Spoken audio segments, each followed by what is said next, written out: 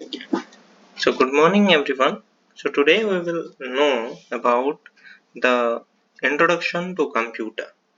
So it will help you for the RI entrance exam where it has given to read about the basics of computer. So these points will be very much effective for that basics of computer. So this is the first chapter or chapter 1 we can say, which is the introduction to computer. So first we will know about the computer. So computer is an electronic device operating under the control of instructions stored in its own memory that can accept data input and process the data according to specified rules, produce information that is the output, and store the information for future use. Then functionalities of a computer. So any digital computer carries out of 5 functions in cross terms. So you have to remember that 5 functions.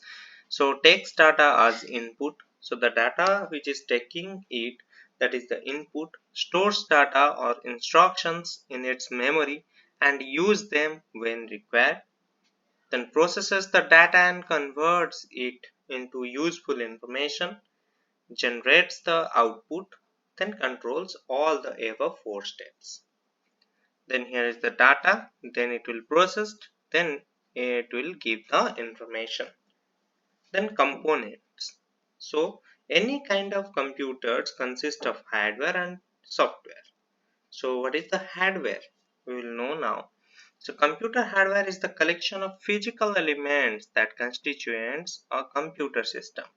So computer hardware refers to the physical parts or components of a computer such as monitor, mouse, keyboard, computer data storage, hard drive disk or system unit like graphic cards, sound cards, memory, motherboard and chips and etc. Or we can say the sound boxes which are present or attached to the computer or the CPU. So all are the hardwares. So all of which are physical object that can be touched. So next we will see. So whatever it has shown like monitor and modem. Okay, you can see this in the picture and we can know it will be known as the hardwares. Then input devices. So input device is any peripheral or piece of computer hardware equipment to provide data and control signals to an information processing system such as a computer or other information appliances. So input device translate data from, so 1 minute. So it is input data.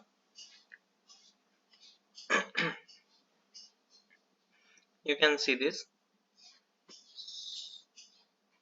such as a computer or other information appliances. So input device translate data from that humans understand to one that the computer can work with. So most common are keyboard and mouse are the appliances to put the input data. So through this hardwares like the keyboard and mouse, we can input the data. So here example of manual input devices, that the keyboard, numeric keypad, point pointing device that is the mouse, remote control, joystick, touch screen, scanner, graphic table, microphone, digital camera, web camera, light pens, all are the input devices. So here are some input device examples are present, like here written keyboard, mouse, microphone, touch screen, scanner, webcam, touchpad, MIDI keyboard, graphics table, cameras, pen input, video capture hardware, microphone, trackballs, barcode reader, digital camera, joystick, gamepad, electronic whiteboard. So you have to remember these, which are the input devices, because at the exam maybe some MCQ will come. Means choose the input device from the following or from any 4 options. Okay, You have to remember this. So note here present, the most common used keyboard is the QWERTY keyboard. We are using the QWERTY keyboard. So generally standard keyboard has 104 keys. So these are some important points. Which keyboard we are using nowadays? Most probably or 90% they are the QWERTY keyboards, and it has 104 keys in that keyboard. Then next we will go for the next physical device, that is the central processing unit or hardware. We can say hardware device, that is the central processing unit, that the CPU. So a CPU is the brain of a computer. So it is responsible for all functions and processes. So regarding computer power, the CPU is the most important element of a computer system. So it is the most important element for a computer system. So the CPU is comprised of three main parts. So first one is the arithmetic logic unit, which we can say ALU. So, and second one is the control unit, which we can CU, and third one is the registers. So what is the arithmetic and logic unit? So executes all arithmetic and logical operations. So what does a arithmetic and arithmetic logic unit do, or an ALU do? So it will do all the arithmetics and logical operations. So arithmetic calculations like an addition, subtraction, multiplication and division. Okay, so we can do addition, subtraction, multiplication, division from in the computer, but which will be processed by the CPU. So logical operation like compare numbers, letters, special characters also it will handle. Then control unit, which is present inside the CPU. So controls and coordinates computer component. So read the code for the next instruction to be executed. Increment the program counter so it points to the next instruction. Read whatever data the instruction requires from cells in memory. Provide the necessary data to an ALU or register. If the instructions requires an ALU or specialized hardware to complete, instruct the hardware to perform the requested operation. Then last one is the registers. So what does a registers do? So it will stores the data that is to be executed next. Very first storage area, that we can say the ROM. Okay. So primary memories, they are the registers. So what are the primary memories? So two types of primary memories are present. They are the RAM and ROM. So what is the RAM? So it is the random access memory.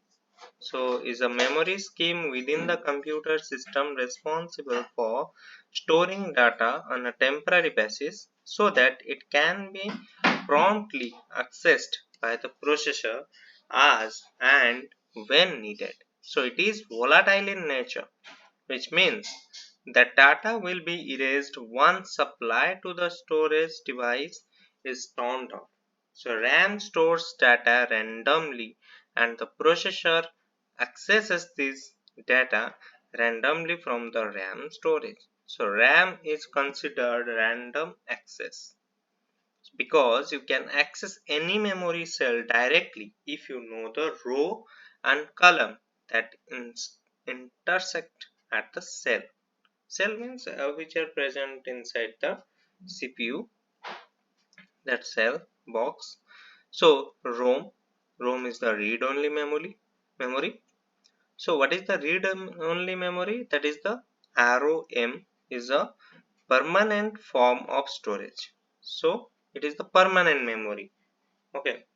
So ROM stays active regardless of whether power supply to it is turned on or off.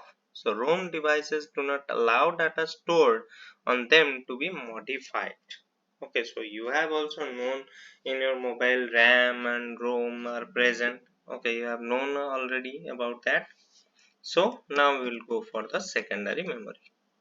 So it stores data and programs permanently. So it's retained after the power is turned off. So hard drive. So secondary memories are hard drive, optical disk. First we'll read about the hard drive. So a hard disk is part of a unit often called a disk drive. Hard drive or hard disk drive that store and provides relatively quick access to large amounts of data on an electromagnetically charged surface or set of surfaces. Then optical disk. So an optical disk drive is a disk drive that uses laser light as part of the process of recording or writing data to or from optical disk. Some drives can only read from disks, but recent drives are commonly both readers and recorders, also called burnos or writers. So compact discs like DVDs, Blu-ray discs are common type of optical media which can be read and recorded by such drives. So optical drive is the genetic name. Drives are usually described as CD, DVD or Blu-ray followed by drive, writer, etc. So there are three main type of optical media. They are the CD, DVD and Blu-ray disc. So CDs can store up to 700 megabyte. We have known the MB and GB. So CDs will store up to 700 megabyte. It is an important thing you have to remember. And DVDs can store up to 8.4 GB of data, and Blu-ray discs, which are the newest type of optical media, can store up to 50 GB of data. So it will be most important because Blu-rays are coming very newly to us and we are not using this till now. That means not more, because we are using the pen drives. Okay, so it is the Blu-ray discs. It will store up to 50 GB of data. So this storage capacity is a clear advantage over the floppy disk storage.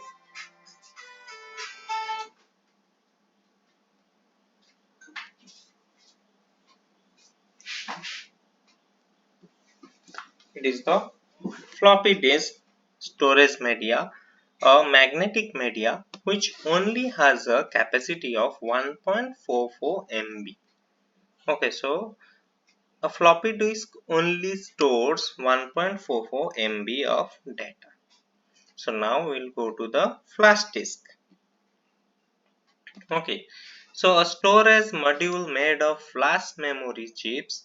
A flash disk have no mechanical platters or access arms, but the term disk is used because the data are accessed as if they were on a hard drive.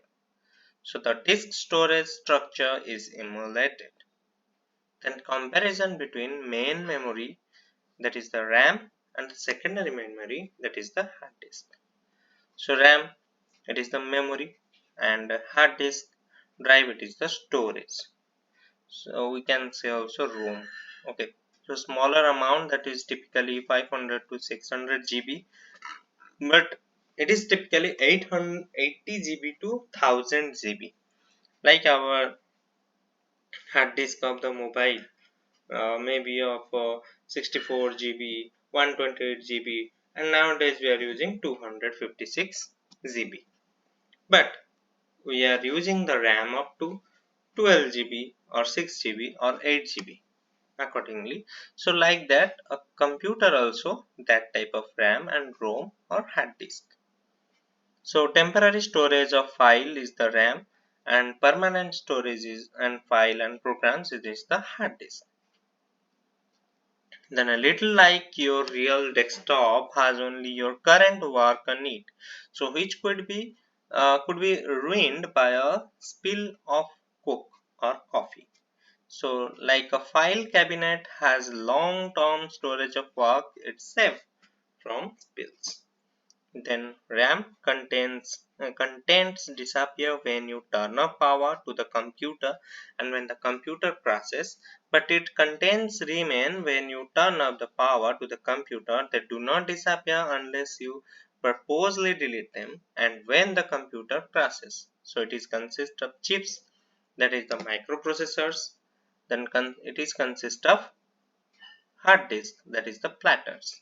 So when you want to use a program or a temporary copy is put into RAM, that's the copy you use, then holds the original copy of the program permanently.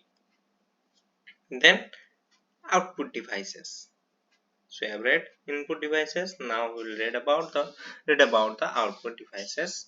So an output device is any piece of computer hardware equipment used to communicate the results of data processing carried out by an information processing system such as a computer. So when which convert the electronically generated information into human readable form. So example of output devices: CRT monitor, TFT monitor, laser printer, inkjet printer, dot matrix printer, then speakers, plotters, multimedia, projectors. All are the output devices. So example of output devices here, some extra examples are present, that is a monitor, LCD projection panels, printers, all type of printer, injector, that is we can say laser, then computer output microfilm, that is the COM, plotters, speakers, projectors, all are the output devices. So here some notes are present. So note: basic type of monitors are cathode ray tube CRT, liquid crystal displays LCD, and light emitted diode LED. So these are the full form of CRT, LCD, LED. We are saying that it is the LCD monitor, LCD TV, LED TV, LED monitors. So we have to know the full form of these. So maybe this question will come. So LCD means liquid crystal displays, LED means light emitting diode, and CRT means cathode ray tube.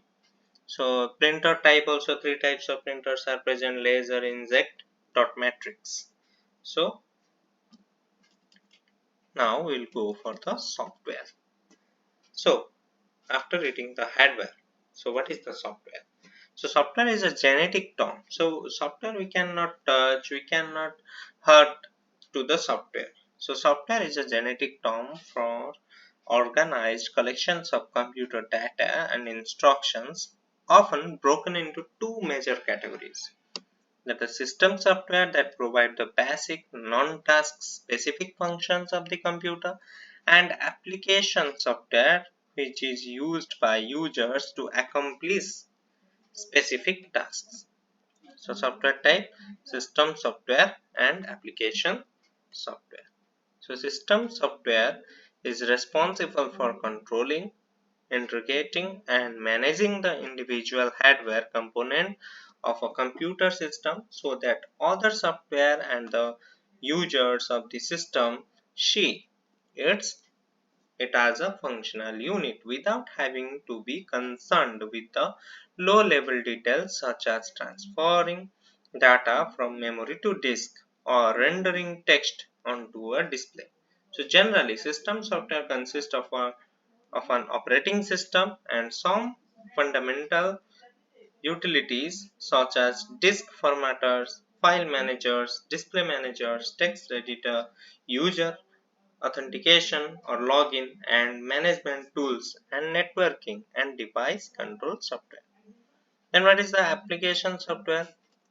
So it is used to accomplish specific tasks other than just running the computer system. So application software may consist of a single program such as an image viewer, a small collection of programs often called a software package that work closely together to accomplish a task such as spreadsheet or text processing system.